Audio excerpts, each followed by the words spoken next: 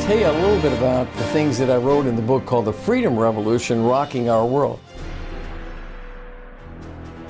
Part of it talks a little bit about, in 1776, it was King George that said, all those militant Christians in America, they're trying to break away from us. We'll stomp them out. Don't they realize that their colony has been treated more fairly than any other colony we have? We will stop them. Well, what happened, of course, is from America's founding and the blood, sweat, and toil and tears that our founding fathers went through, actually what's happened is 2/3 of the world has come to freedom in one form or another.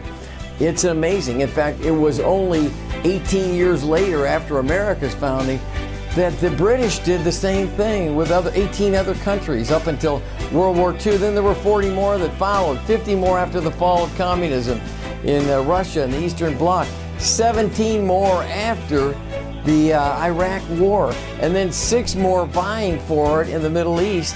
And it's happening all over the Middle East right now, except they call it the militant Muslims, right? And they're the ones that are trying to take over the world, right? No, that's not true. It's God moving through the hearts of people because He put a DNA in every one of us for freedom.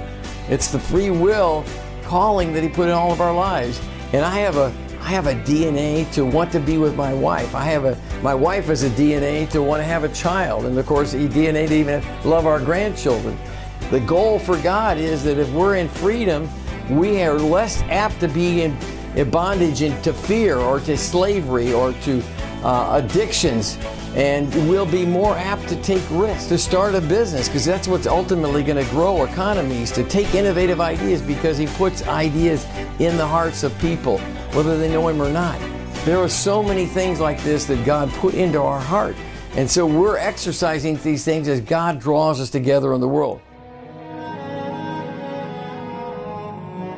Mubarak in Egypt, Gaddafi in Libya, and Assad in Syria, they can't stop the desire of human beings for freedom. You can kill as many as you want, you can withstand as many demonstrations. It's not going to happen.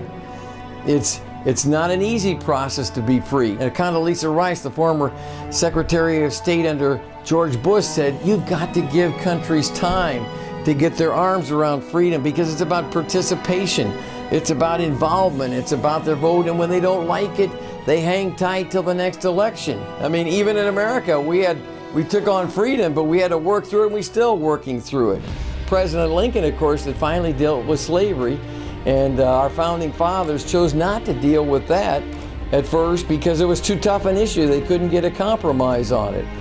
So finally he dealt with it in the Civil War, and then in the 1920s, we finally gave women the right to vote. And boy, were there demonstrations by women at that time, and deservedly so.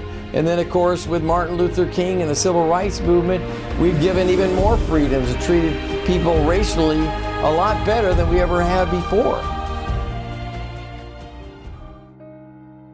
Yes, these leaders who take over in Egypt and Syria and Libya, yes, they're going to have to take on the issue of 20 and 25% unemployment in those countries, even higher in some areas. If you look at the way they employ people, it's not how we do it. It's very socialized.